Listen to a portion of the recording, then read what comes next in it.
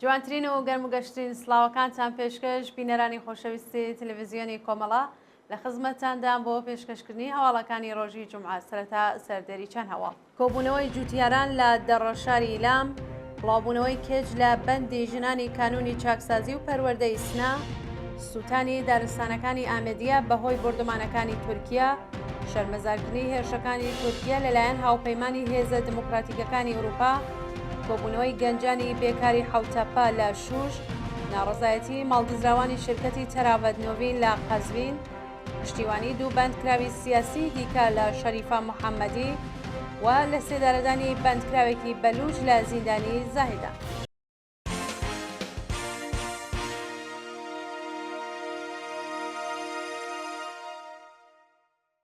درێژی هەواڵەکان کۆبوونەوەی جوتیاران لە دەڕەشاری ئیلام ڕۆژی پێنجشەممە 28 پوشپەر جوتیارانی بەرهەمهێنەری گەنم لە شارستانی دەڕەشاری سەر بە پارێزگای ئیلام دژ بە نەدانی پاڕەی گەنمەکانیان کۆبوونەوە.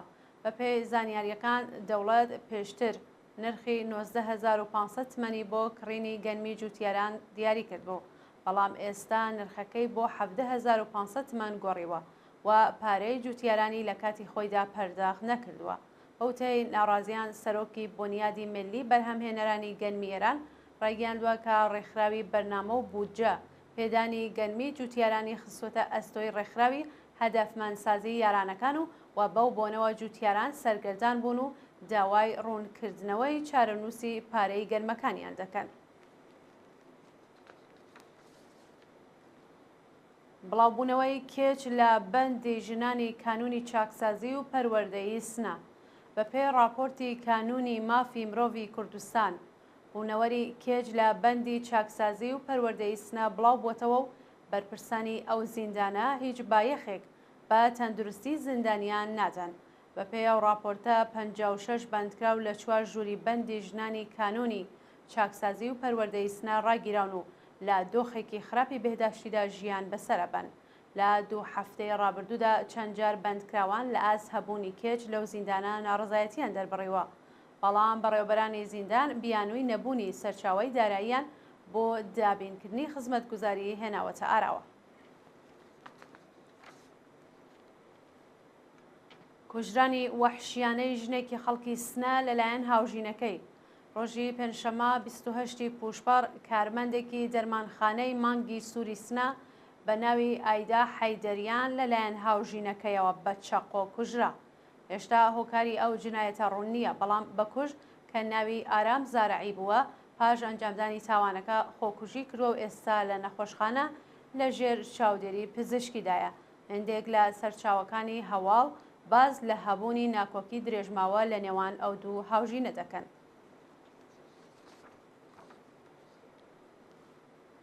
سووتانی دارستانەکانی ئامێدیە بەهۆی بردومانەکانی تورکیا ڕۆژی پێنجشەممە 28 پوشپەر ناوچە شاخاویەکانی ئامێدیە لە هەرێمی کوردستان لەلایەن فڕۆکەکانی تورکیەوە بە چڕی بردومان کراوە و بەهۆیەوە دارستانەکانی ئەو شارە ئاگری گرت و زیانێکی زۆر بەرژینگە گەیشت.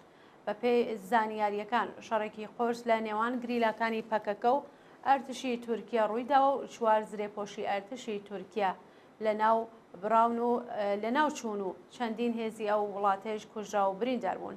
لە ڕۆژانی ڕابردووشدا 2 پەهباد و 2 هەلیکۆپتەری تورکیا لەلایەن گریلاکانەوە پێکرابوون.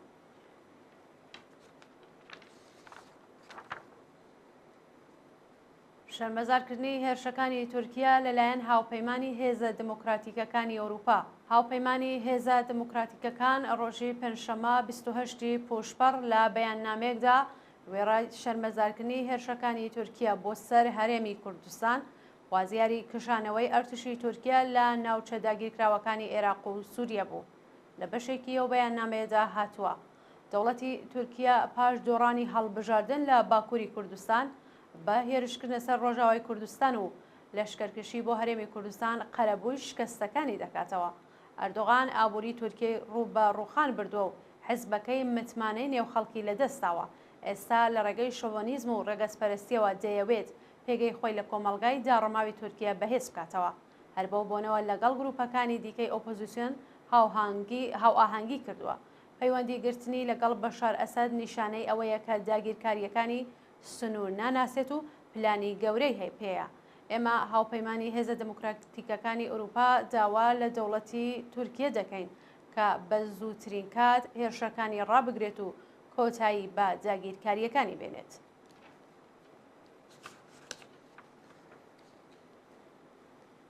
کۆبوونەوەی گەنجانی بێکاری حوتەپە لە شوش. کۆمەڵەیەک لە گەنجانی بێکاری شوش ڕۆژی پێنجشەممە 28 پوشبەر بە کۆبوونەوە لە بەردەم شرکەتی نێشەکەری حوتەپە خوازیاری دامەزراندن بوون.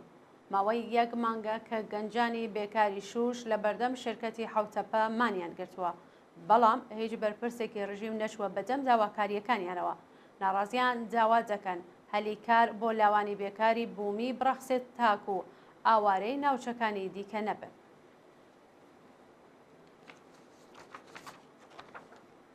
ناڕزایەتی ماڵدزراوانی شرکەتی تەراوەت نۆڤین لە قەزوین ڕۆژی پێنجشەممە 28 پوشبەر ماڵدەزراوانی شرکەتی تەراوەت نۆڤین بۆ جارێکی دیکە دژ بە قەرەبوونەکردنەوەی زیانەکانیان لە شاری تاکستانی قەزوین کۆبوونەوە. ماوەی زیاتر لە ساڵێکە کە ماڵدزراوانی شرکەتی تەراوەت نۆڤین لە ئاز ناڕوونی چارەنووسی داراییەکانیان کۆبوونەوە بەڕێوە بن، بەڵام نە دەستگای قەزایی و نە ناوەندە ئەمنیەتیەکان سەرنجیان بە داخوازی خەڵک نەداوە.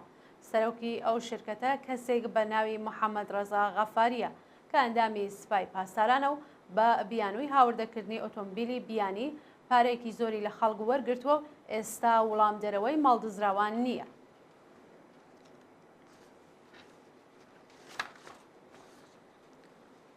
پشتیوانی دوو بەندکراوی سیاسی دیکە لە شەریفە محەممەدی. دوو بەندکراوی سیاسی دیکە بەناوەکانی ئیسا چۆلانەدیم و جەمشید عەزیزی لە بەیاننامێکدا پشتیوانی خۆیان لە شەریفە محەممەدی دەربڕی. ئیسا چۆلانەدیم نگارکێش، پەیکەرساز و مامۆستای پێشووی زانکۆی گیلان و لە دەست بەسەرکراوانی شۆڕشی ژینا کە ئێستا لە زیندانی لاکانی ڕەش ڕاگیراوە. هەروەها جەمشید عەزیزی شاعری خەڵکی گیلان بە هەمان شێوە لە زیندانی لاکانی ڕەش بەندکراوە و هاوڕێ لەگەڵ ئیسا چۆلانەدیم لە بەیاننامەیەکدا ئەوێڕای ئیدانەکردنی حکمی ئەدامی شەریفە محەممەدی خوازیاری ئازادی بێشەرت و مەرجی ئەو چالاکە کرێکاریە بوون. لە سێدارەدانی بەندکراوێکی بەلوچ لە زیندانی زاهدان بەیانی ڕۆژی پێنجشەممە 28 پوشبەر حکمی ئەدامی بەندکراوێکی بەلوچ بە ناوی ئیدریس جەمشید زەهی بە تۆمەتی کوشتنی بەسیجیەک لە زیندانی ناوەندی زاهدان جێبەجێکرا. ئیدریس جەمشید زەهی ساڵی 96 هەتاوی بە تۆمەتی کوشتنی فەرماندەیەکی بەسیجی ئیرانشار بە ناوی عەبدولکەریم سەجادی کە لە دۆستانی قاسمی سولەیمانی بوو دەست بەسەر و لەلایەن لەقی دووی دادگای ئینقلابی زاهدانەوە بەیەجام مەحکوم کرابوو. ئەو شارۆمەندە بەلوچە لە ماوەی بەندکرانیدا بەردەوام تۆمەتی کوشتنی ئەو بەسیجیە ڕەت کردبووە، بەڵام لەژێر ئەشکەنجەی سەختدا ناچار بە دانپێدانانی زۆرە ملێت دژ بە خۆی کراوە. کوژرا و برینداربوونی چەند ئەندامی ئیسلاحاتی سپای پاسداران لە سەراوان بەیانی ڕۆژی هەینی 29 پوشبەر ژمارەیەک لە هێزەکانی ئیسلاحاتی سپای پاسداران لەلایەن چەکدارانی نەناسراوەوە لە شارۆچکەی سوبحانی سەراوان درانە بەر دەستڕێژی گولە. بەپێی راپۆرتی حالڤەش چەکدارانی نەناسراو دوو ئۆتۆمبیلی هێزەکانی ئیطلاعاتی سپای سەراوانیان داوەتە بەر دەستڕێژی گولە و لە ئەنجامی ئەو هێرشەدا دوو هێزی ڕژیم بەناوەکانی ئەورەنگ سوورزهی و متەهەر کوژراون و سێ کەسی دیکە کە ناسناویان ئاشکرا نەبووە بە سەختی بریندار و باری تەندروستیان ناجێگیرە. شانی باسە کە هێشتا هیچ گروپێک بەرپرسیارەتی ئەو هێرشەی لە ئەستۆ نەگرتووە و شاری سەراوان بە تەواوی میلیتاریزە کراوە.